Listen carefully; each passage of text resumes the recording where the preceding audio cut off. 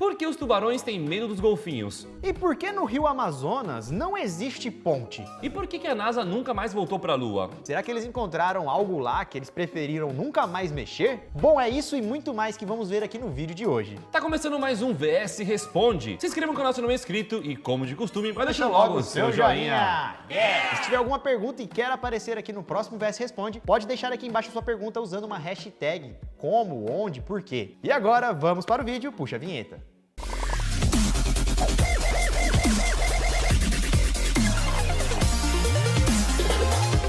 Bom, vamos então agora para a primeira pergunta, que foi feita pelo Igor Del. Ele quer saber o seguinte: existem restos mortais no fundo do Titanic? Bom, o Titanic naufragou em 1912. Mais de 100 anos atrás. Mais de 1.500 pessoas faleceram na tragédia. E ao todo, apenas 705 pessoas sobreviveram. Alguns corpos foram encontrados boiando no oceano. Aproximadamente 340 corpos foram encontrados. Mas o que aconteceu com o restante dos corpos? Será que eles continuaram lá embaixo, junto com os destroços do Titanic? Bom, antes de responder essa pergunta, para fazer o clássico filme do Titanic, lançado em 1997, James Cameron, o diretor, visitou o Titanic 33 vezes. Em uma entrevista que ele deu ao The New York Times, ele disse que durante essas visitas, ele não viu nenhum corpo lá embaixo. Segundo algumas análises feitas, existem algumas possibilidades, como por exemplo, a correnteza do mar pode ter espalhado os corpos dos passageiros por uma área de 80 quilômetros do local do naufrágio. Já uma outra teoria diz que a galera poderia ter ficado presa dentro do navio, enquanto ele estava naufragando.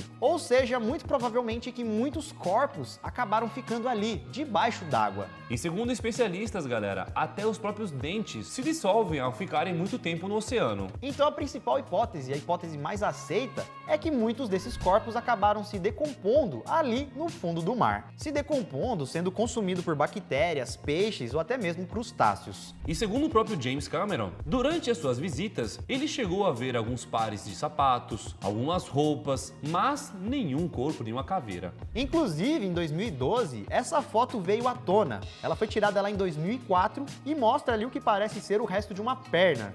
Mas não dá pra ver a perna, né? Dá pra ver só a calça e a bota.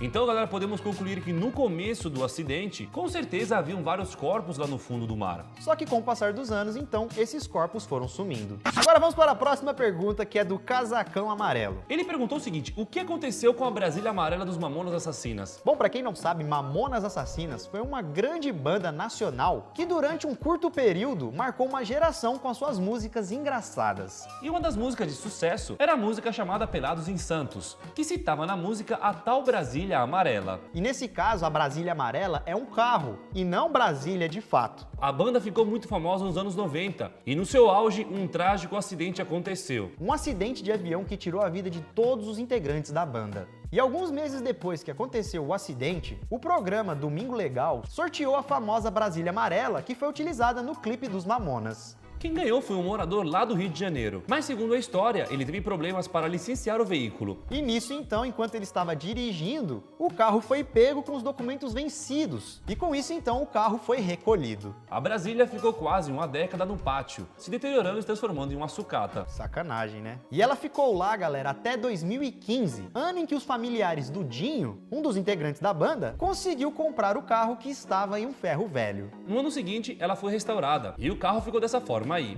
Bonitão, hein? Zerado. E atualmente a famosa Brasília Amarela do clipe dos Mamonas pertence ao pai de Dinho. E o veículo sempre aparece em eventos e exposições quando pode. E, inclusive, esse mesmo carro foi usado no filme Mamonas Assassinas, O Impossível Não Existe. Filme que ainda vai ser lançado em 2024. Eu cheguei a conhecer a réplica também, que também foi assinada pela família, lá em Foz do Iguaçu. Muito irada. É um museu que tem? Um museu dos carros. Bom, agora vamos para a próxima pergunta que foi feita pelo Kryptonita. Ele quer saber o seguinte: o que é Solana?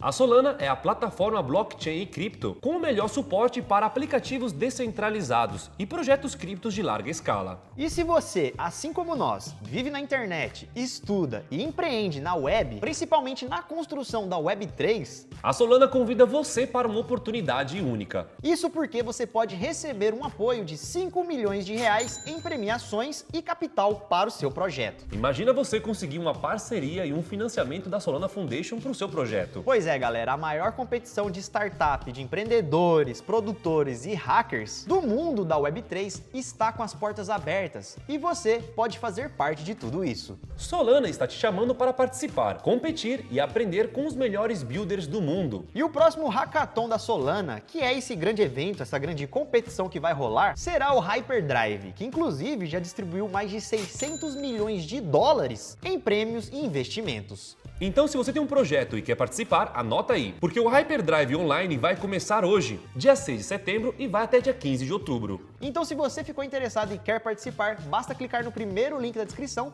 e usar o nosso código que está aparecendo aqui na tela, o código VOCê, porque você não vai querer ficar de fora disso. Então, galera, vão ter workshops de preparação em São Paulo, Rio de Janeiro, em Florianópolis, e no fim do Hackathon da competição, os melhores projetos serão convidados para formar o Super Team Brasil. E terão vagas para todos, galera. Terão vagas tanto para desenvolvedores, para marketing, vendas, gerência de produtos e vários outros setores. Tudo para trabalhar com os melhores, entre a Solana, Web3 e o mundo. Então, mais uma vez, você aí que tem interesse na Web3, essa é a sua oportunidade de colocar o seu projeto para todo mundo ver, podendo receber um investimento em dólar e, detalhe, sem nem precisar saber falar inglês. Até porque vai ter uma edição especial para o Brasil, com tudo traduzido. Então, mais uma vez, só para fechar, se você aí tem um projeto Web3, quer destacar ele, a sua hora é agora. Não custa nada, é só clicar no link na descrição, usar o nosso código para se inscrever e aproveite dessa oportunidade maravilhosa. Vai que você ganha esse investimento aí. Pois essa é a sua oportunidade de receber e participar do melhor e maior hackathon de Web3 do planeta. E depois que der certo, você avisa pra gente, viu? Pra gente comemorar junto. Bom, agora vamos para a próxima pergunta, mas antes, se você aí não deixou o like ainda, deixa o seu like aqui embaixo. Aproveita também que se tiver alguma pergunta, tiver alguma dúvida aí, deixa aqui nos comentários que em breve você pode aparecer aqui no canal. E agora então vamos para a pergunta do Luciano Salgado, que perguntou por que o Rio Amazonas não tem ponte? O Rio Amazonas, para quem não sabe, é o segundo maior rio do mundo, com aproximadamente 6.400 quilômetros de extensão. Ficando atrás apenas do Rio Nilo, que tem 6.650 quilômetros.